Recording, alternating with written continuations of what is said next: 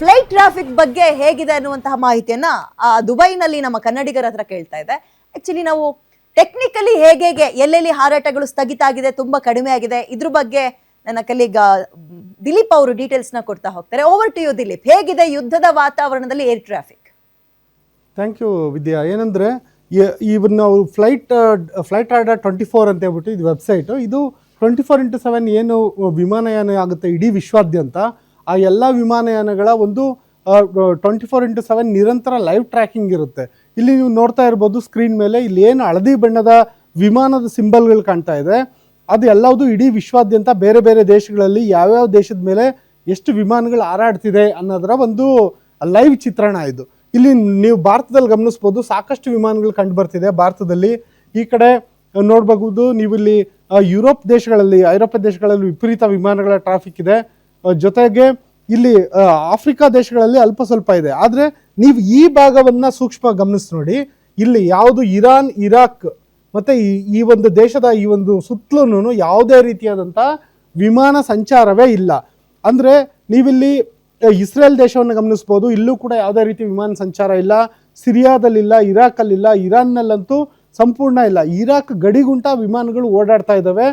ಜೊತೆಗೆ ಇಲ್ಲೇನು ಅರ್ಮುಜ್ ಜಲಸಂಧಿ ಅಂತ ಕರಿತೀವಿ, ಈ ಭಾಗದಲ್ಲಂತೂ ವಿಮಾನ ಸಂಚಾರ ಇಲ್ಲವೇ ಇಲ್ಲ. ಇವಾಗೇನು ನಮಗೆ ಕನ್ನಡಿಗರು, ನಮಗೆ ಯಾರ್ಯಾರು ಫೋನಾಗಿ ಬಂದಿದ್ರು, ಲೈವಿಗೆ ಬಂದಿದ್ರು, ಎಲ್ಲರೂ ಮಾತಾಡ್ತಿದ್ರು, ಅವರೆಲ್ಲ ಬಹುತೇಕ ಇಲ್ಲಿರೋ ಅಂಥವ್ರು.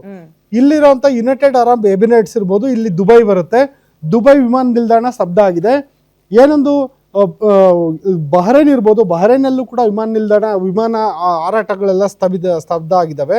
ಇಂಥ ಒಂದು ಸನ್ನಿವೇಶದಲ್ಲಿ ಮುಂದಿನ ದಿನಗಳಲ್ಲಿ, ಅಂದರೆ ಯಾವಾಗ ಅದು ಇನ್ನೂ ಪೂರ್ಣ ಪ್ರಮಾಣದಲ್ಲಿ ವಿಮಾನಯಾನ ಓಪನ್ ಅಪ್ ಆಗ್ಬೋದು ಅನ್ನೋದು ಕೂಡ ಮಾಹಿತಿ ಯಾರಿಗೂ ಸದ್ಯದ ಮಟ್ಟಿಗೆ ಸಿಗ್ತಾ ಇಲ್ಲ. ಏನಕ್ಕೆ ಈ ಒಂದು ಡೆವಲಪ್ಮೆಂಟ್ ಏನಕ್ಕೆ ನಡೀತಿದೆ ಅಂತ ನೋಡೋದಾದರೆ, ಏನೊಂದು ಇರಾನ್ ದೇಶದ ಅಕ್ಕಪಕ್ಕದಲ್ಲಿ ಏನು ಬರುತ್ತೆ, ಇಲ್ಲೆಲ್ಲರೂ ಅಮೆರಿಕದ ವಾಯುನೆಲೆಗಳು, ಸೇನಾ ನೆಲೆಗಳಿದ್ದಾವೆ. ಆ ಕಾರಣದಿಂದಾಗಿ ಇರಾನ್ ದೇಶ ಯಾವಾಗ ಬೇಕಾದರೂ ಇಸ್ರೇಲ್ ಮೇಲೆ ದಾಳಿ ನಡೆಸ್ಬೋದು.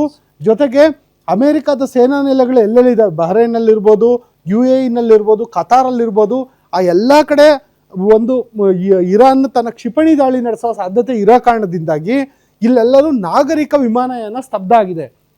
ಜೊತೆಗೆ ಸರಕು ಸಾಗಣೆ ವಿಮಾನಯಾನಗಳು ಕೂಡ ಅತ್ಯಂತ ಕನಿಷ್ಠವಾಗಿ ಇಲ್ಲಿ ಸಂಚಾರ ಮಾಡ್ತಾ ಇದ್ದಾವೆ.